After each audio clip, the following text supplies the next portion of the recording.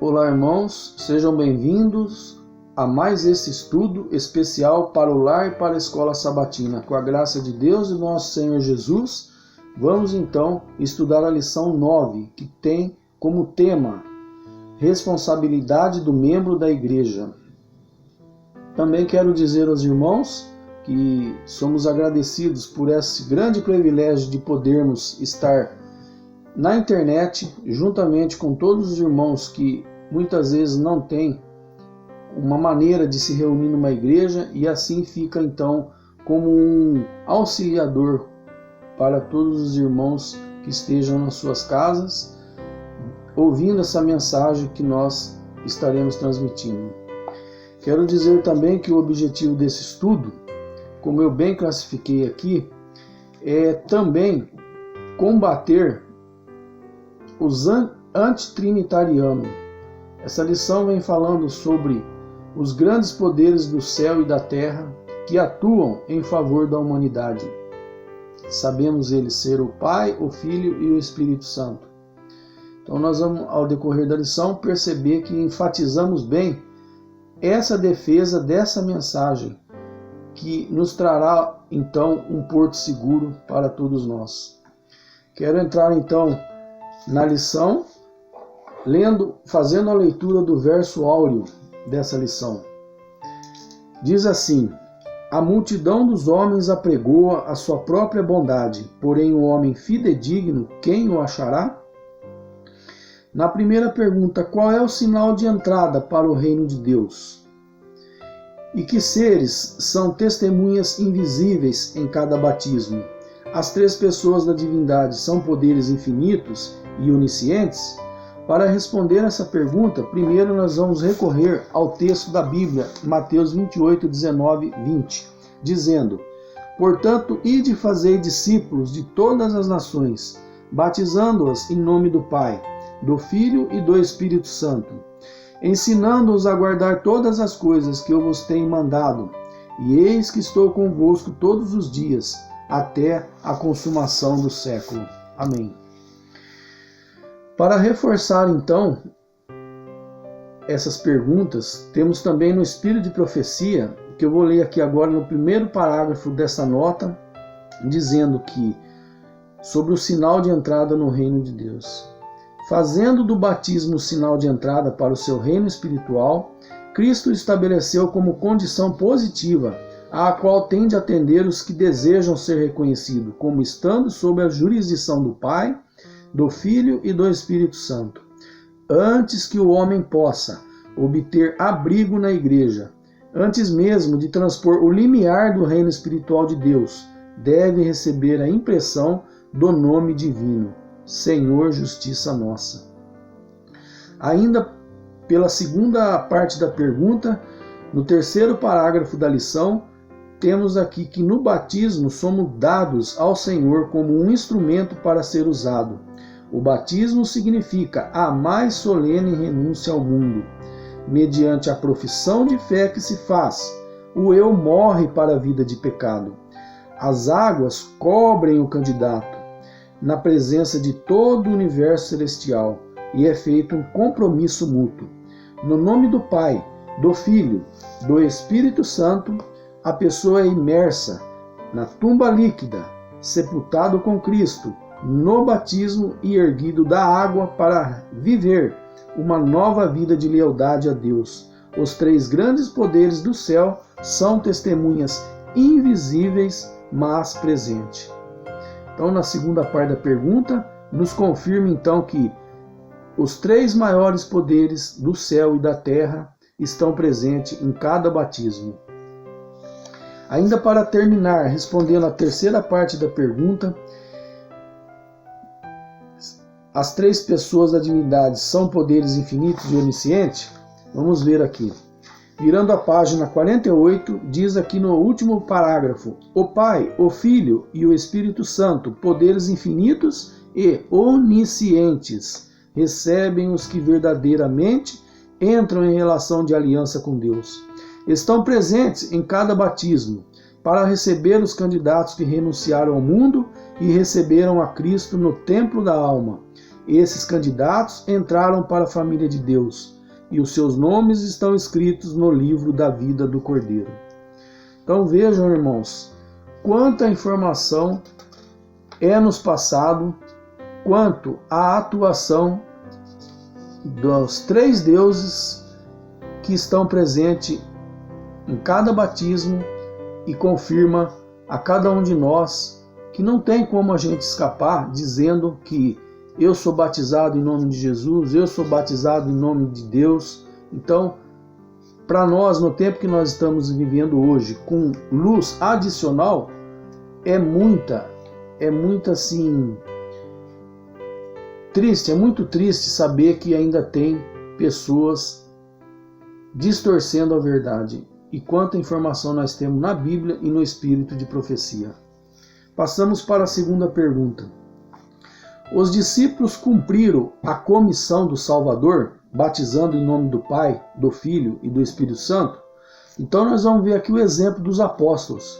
Então, se cada um de nós ou cada uma dessas igrejas defende que são a igreja dos apóstolos, tem que fazer também o que os apóstolos fizeram.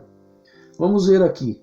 Diz assim que os eternos dignatários celestes, Deus, Cristo, o Espírito Santo, munindo-os aos discípulos de energia sobre-humana, avançariam com eles para a obra e convenceriam o mundo do pecado. Diz que lá em Éfeso, Paulo repetiu as palavras da comissão do Salvador aos discípulos, que era de João Batista. Aspas. É-me dado todo o poder no céu e na terra. Portanto, ide e ensinai todas as nações, batizando-as em nome do Pai, do Filho e do Espírito Santo, que está em Mateus 28. E aí esse texto também está em Atos dos Apóstolos 2:8-2.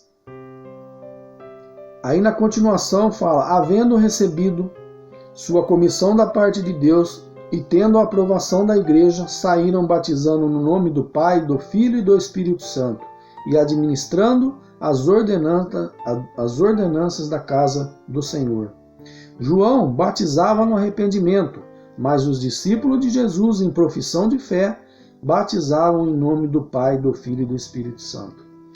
Então, para o mundo adventista, isso não pode ser nenhuma novidade e motivo de renúncia a essas mensagens aqui.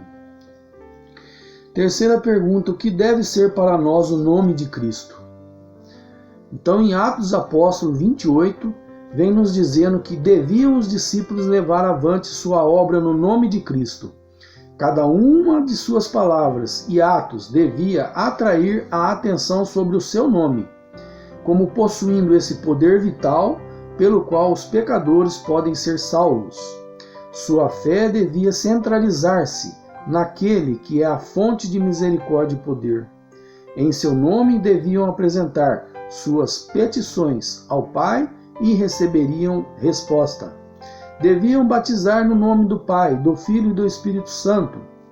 O nome de Cristo devia ser a senha, a insígnia, o laço de união, a autoridade para sua norma de prosseguimento e a fonte de seu sucesso. Nada devia ser reconhecido em seu reino que não trouxesse seu nome em inscrição. Então, a senha aqui é o nome de Cristo. Quarta pergunta, qual é o dever básico para todos os membros da igreja? Quero ler aqui o texto de João 17, verso 21.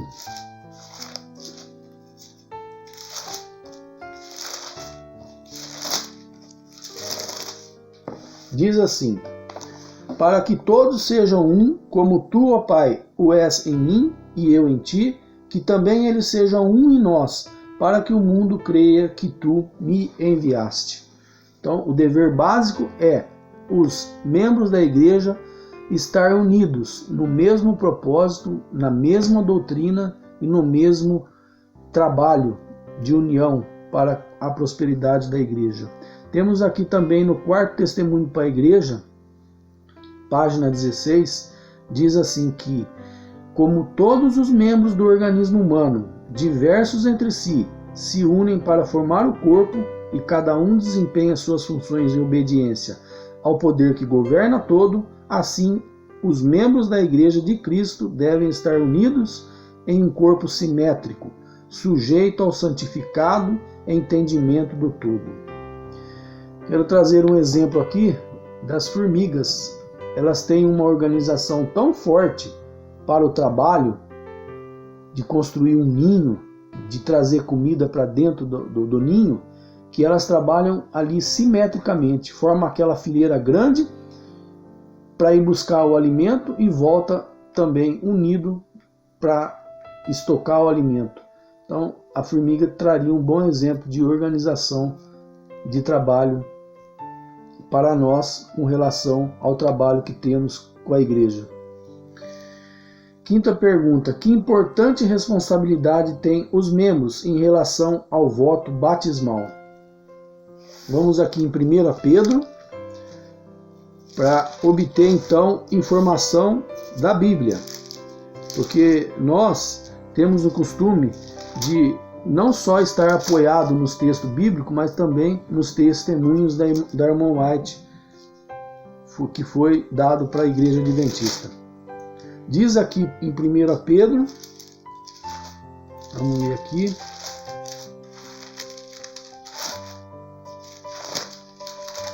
Pedro 3, verso 8 e 9, dizendo assim: e finalmente sede todos de um mesmo sentimento, compassivos, amando os irmãos e estranhavelmente misericordiosos e afáveis, não tornando mal por mal ou injúria por injúria, antes, pelo contrário, bem dizendo, sabendo que para isso foste chamados, para que por herança alcanceis a bênção. Então, versos bem esclarecidos para que nós não venhamos a ter dúvida do nosso procedimento.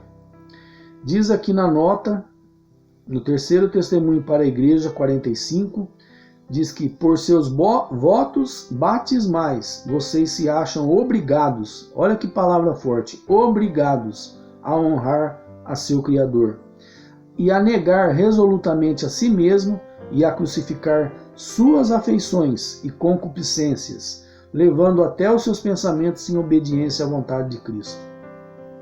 Ainda na continuação, o Pai, o Filho e o Espírito Santo assumiram o compromisso de cooperar com os santificados instrumentos humanos.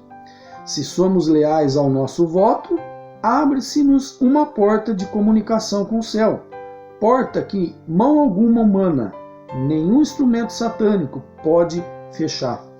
Então vejam só quantas admoestações, quantas mensagens e conselhos para nós. Ainda no último parágrafo da página 50, diz aqui que os compromissos que assumimos no ato do batismo são muitos. Em nome do Pai, do Filho e do Espírito Santo, fomos sepultados com Cristo na semelhança de sua morte, e com ele ressuscitamos na de sua ressurreição, a fim de andarmos em novidade de vida. Nossa vida está vinculada à de Cristo, e o crente deve lembrar-se de que daí por diante está consagrado a Deus, a Cristo e ao Espírito Santo. Está no sexto testemunho para a igreja, página 98. Pergunta número 6. Qual deve ser a principal responsabilidade do membro para com a igreja que pertence? Vamos então para Efésios. Diz aqui em Efésios 2:19.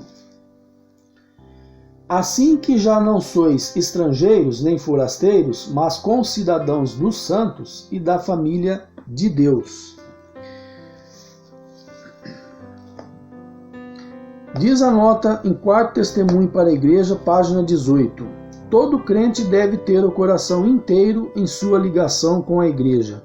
A prosperidade desta deve constituir-lhe o primeiro interesse, e a menos que se sinta sob sagradas obrigações de tornar sua ligação com a igreja mais um benefício para ela do que para si mesmo, ela passará muito melhor sem ele.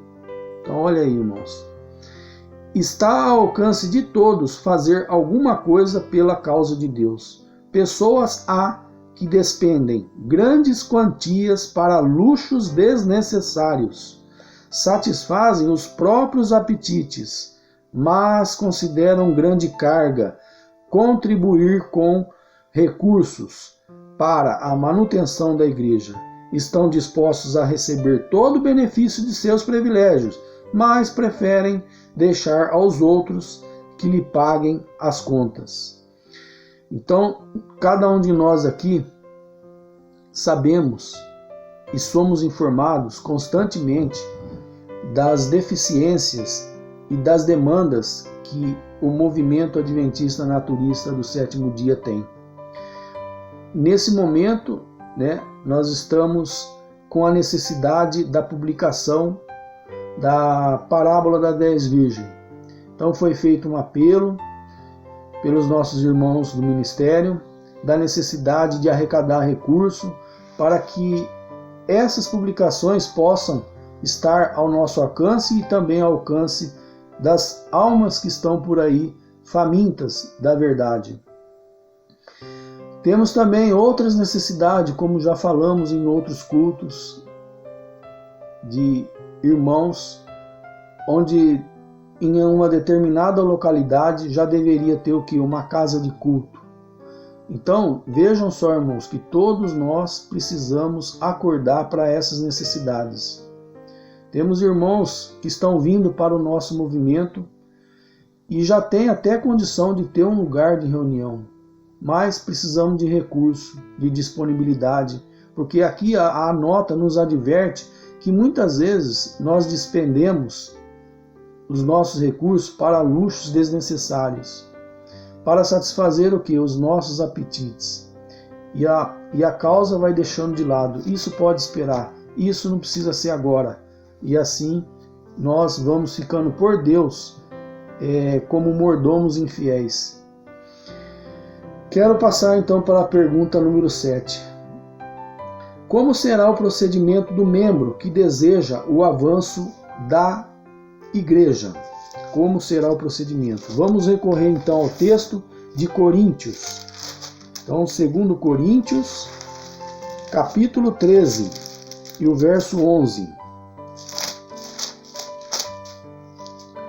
Diz assim: Quanto ao mais, irmãos, regozijai-vos, sede perfeitos, sede consolados, sede de um mesmo parecer, vivei em paz, e o Deus do amor e da paz será convosco.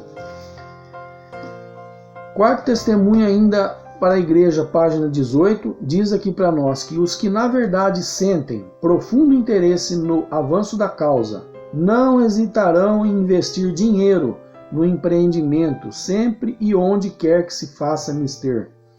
Devem considerar também solene dever revelar em seu caráter os ensinos de Cristo, estando em paz uns com os outros e agindo em perfeita harmonia como um todo indivisível. Deve também sujeitar seu juízo individual ao do corpo da igreja.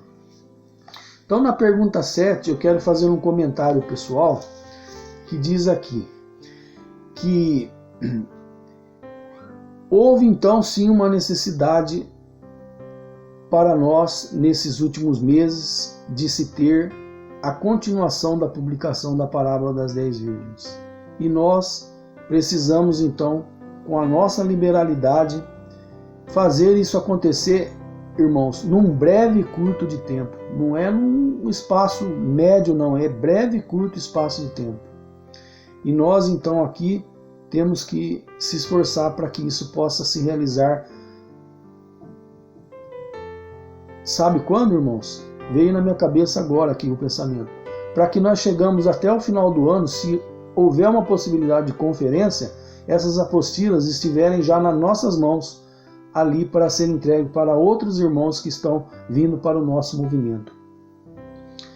Então, há pessoas aqui que não podem pensar em realizar uma obra de caráter individual.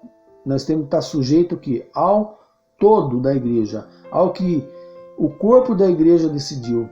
E aqui falamos sobre pessoas que muitas vezes querem fazer por conta própria. Pergunta 8. Por que alguns buscam a independência individual? Que é um pouco que eu adiantei antes. Fala aqui que... Eu vou pegar até o texto aqui então de Romanos. Romanos 12, verso 16. Diz aqui: sede unânimes entre vós, não ambicioneis coisas altas, mas acomodai-vos às humildes, não sejais sábios em vós mesmos. Então nós tivemos um caso recente em nossa igreja de uma irmã que não está mais no nosso meio, mas ela é uma pessoa assim que não despreza as nossas doutrinas, mas está separado de nós. Ela teve a ideia de publicar por conta própria os nossos folhetos do grande movimento mundial. E ela veio oferecer para os nossos irmãos distribuir. Mas ela não se firma no todo, no corpo. Ela tem ideias individualistas. E isso faz com que prejudique a obra. Então, esse tipo de ideias individualistas não podem ser admitidas em nosso meio. Quero ler para os irmãos aqui, no Quarto Testemunho para a Igreja, página 19, diz aqui que a incredulidade sugere que a independência individual nos aumenta a importância, que é fraqueza subordinar nossas ideias do que é direito e conveniente ao veredicto da Igreja. Ceder a esses sentimentos e pontos de vista, porém, não é seguro, levando-nos à anarquia e confusão. A irmã White também, no passado, adverte, no tempo dela, que homens do passado também saíram de moto próprio para fazer a obra que a igreja toda poderia estar fazendo. Isso também houve lá no tempo do passado e existe também no nosso tempo. E essa ideia não é aprovada por Deus. Vamos para a 9ª pergunta. Como esses encaram todos os esforços para estabelecer a ordem? Provérbios 1:7, primeiramente o texto da Bíblia, onde vamos recorrer à sabedoria de Deus. Provérbios 1:7 diz assim: o temor do Senhor é o princípio do conhecimento. Os loucos ou os nécios desprezam a sabedoria e a instrução. Vamos ver o que o testemunho tem para dizer para nós. Muito dos pesados encargos antigamente assumidos por homens de longa experiência estão recaindo agora sobre homens mais jovens. Essa transferência de responsabilidades para obreiros cuja experiência é mais ou menos limitada acha-se acompanhada de alguns perigos, contra os quais precisamos precaver-nos. O mundo está cheio de lutas pela supremacia. O espírito de afastamento de companheiros na obra, o espírito de desorganização, está no próprio ar que respiramos.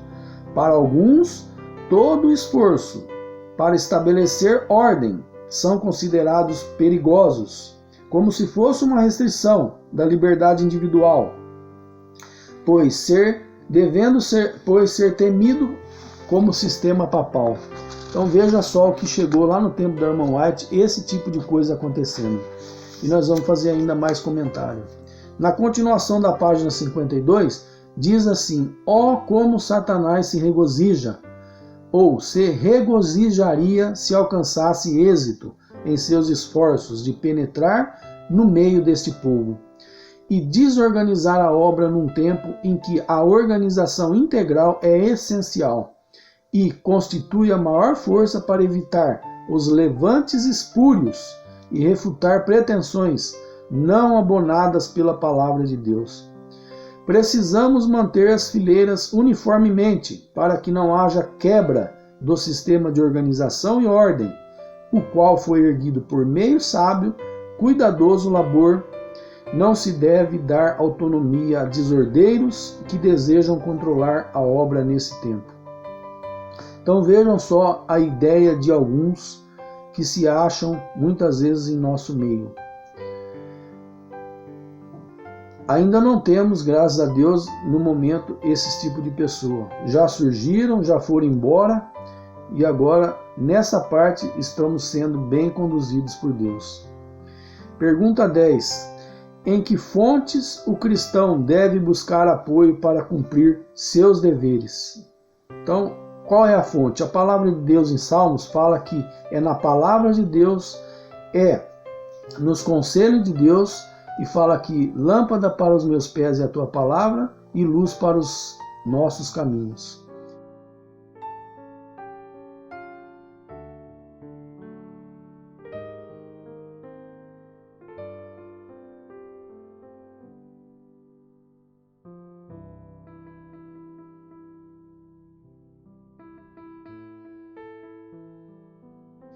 Quero ainda ressaltar que no 8º Testemunho para a Igreja, página 193, diz assim, que Cristo e sua palavra estão em harmonia perfeita. Quando recebidos e obedecidos, abrem um caminho seguro para os pés de todos quantos se dispõem a andar na luz, como Cristo está na luz. Se o povo de Deus apreciasse a sua palavra, teríamos um céu na igreja, aqui na terra. Os cristãos estariam ávidos, famintos de pesquisar a palavra. Impacientes esperariam o momento de comparar texto com texto e de meditar sobre a palavra. Estariam mais ávidos da iluminação da palavra do que ansiosos pelo jornal matutino, revistas ou ficção. Seu maior desejo seria comer a carne e beber o sangue do Filho de Deus. Então aqui dá uma impressão, né, que a gente tem que só ler a Bíblia, estudar a Bíblia, fazer tudo sobre Bíblia, sobre a palavra de Deus. É lógico que nós devemos ter um equilíbrio muito forte. Não significa aqui que o jornal matutino, a revista, uma revista importante que traz informações importantes, não deva ser lido. Mas coisas desnecessárias, sim, pode-se deixar de lado. Eu tenho aqui até um comentário que eu quero fazer juntamente com os irmãos,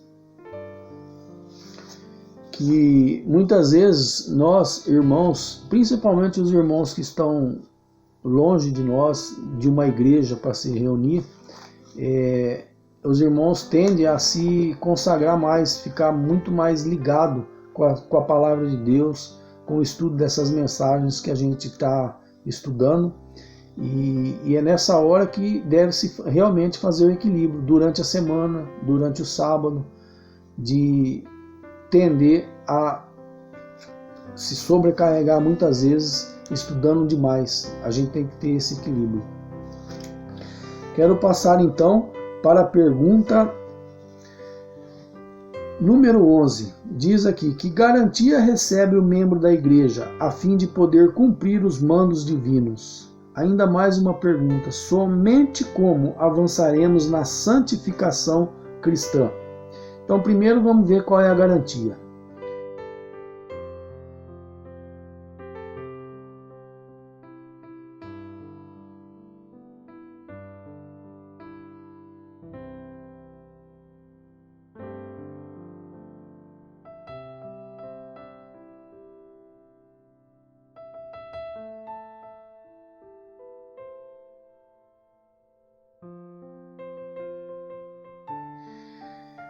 Diz aqui na nota da lição Evangelismo 617. Há 3 pessoas vivas pertencentes ao trio celeste. Em nome destes 3 grandes poderes, o Pai, o Filho e o Espírito Santo, os que recebem Cristo por fé viva são batizados, e esses poderes cooperarão com os súditos obedientes do céu em seus esforços para viver a nova vida em Cristo.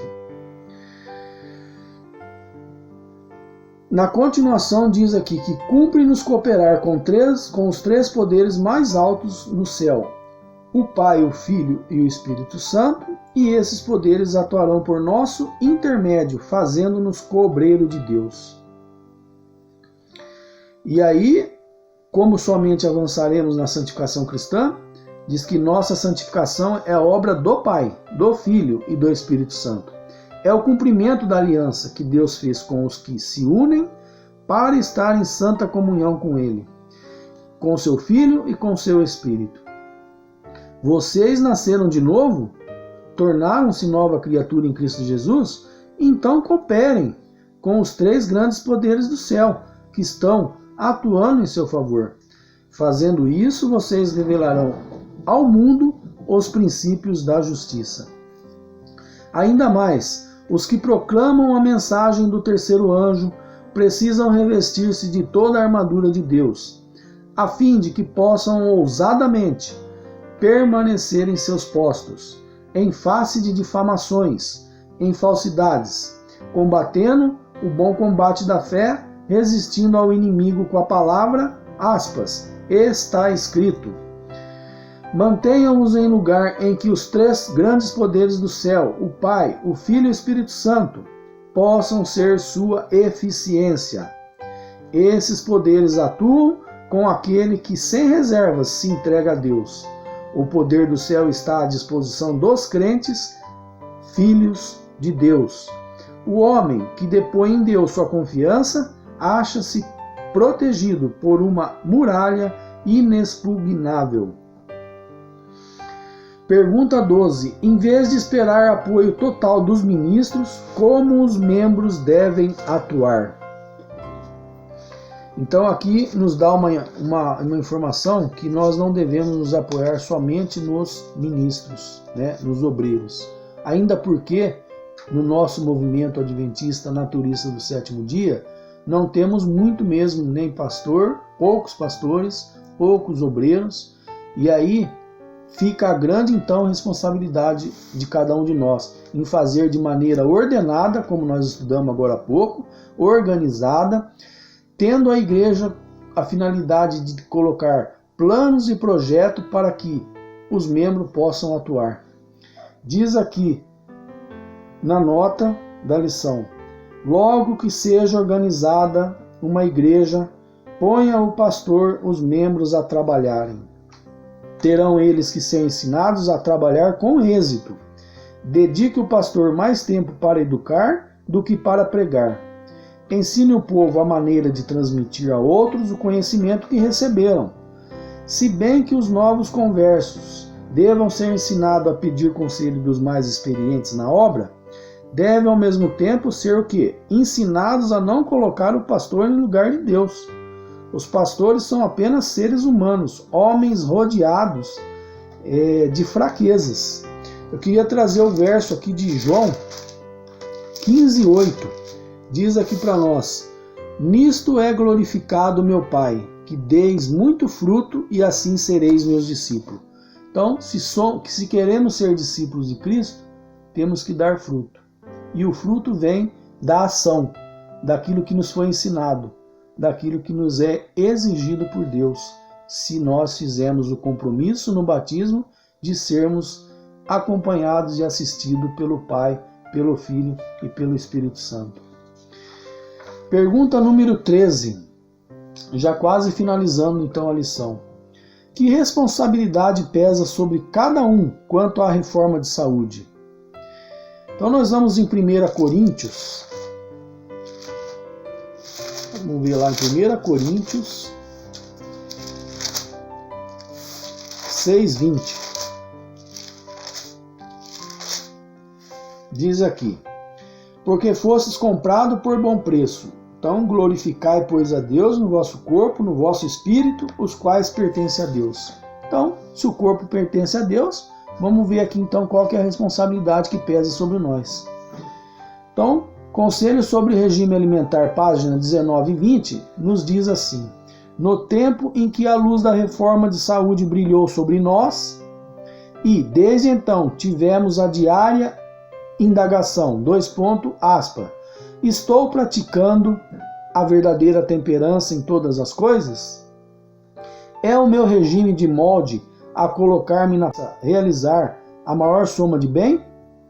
Se não podemos responder afirmativamente a essas perguntas, permanecemos em condenação diante de Deus, pois Ele nos fará inteiramente responsável pela luz que fez brilhar em nosso caminho.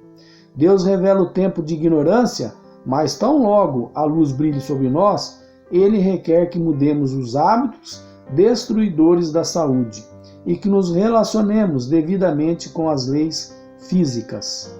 Então, para estarmos em ordem com as coisas de Deus, temos que estar em ordem com a nossa saúde. E aí a responsabilidade é muito forte. Então, como é que nós vamos pregar lá fora para as pessoas que nos ouvem se o testemunho do nosso ainda não é convincente? Pergunta 14. Diante dos perigos que nos aguardam na conclusão da obra, do que não devemos nos esquecer?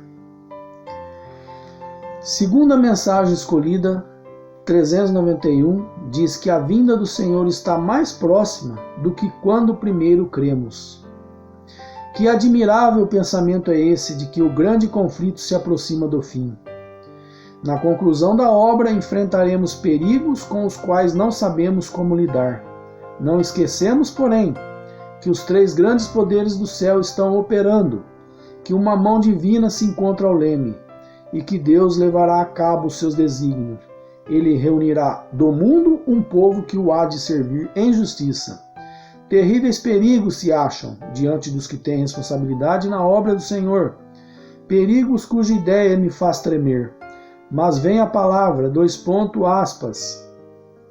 tenho a mão ao leme e em minha providência levarei a cabo o plano divino. Então aqui as palavras de Deus nos remetem a nós, a nossa responsabilidade. Que cada um de nós possamos realmente dar mais importância à prosperidade, à causa de Deus, liberando os nossos recursos, sendo menos dispendioso com os nossos interesses, com os nossos luxos, com os nossos grandes apetites que temos, muitas vezes, mas que devemos então mudar esse conceito e também mudar a nossa norma e conduta de vida. Que Deus nos abençoe e nos ilumine para que o propósito de Deus seja cumprido em nós. Amém. Em nosso site vocês encontrarão estudos, notícias, dicas de saúde, além de todas as nossas lições. Participem conosco através da nossa página no Facebook e assistam todas as nossas lições através do YouTube.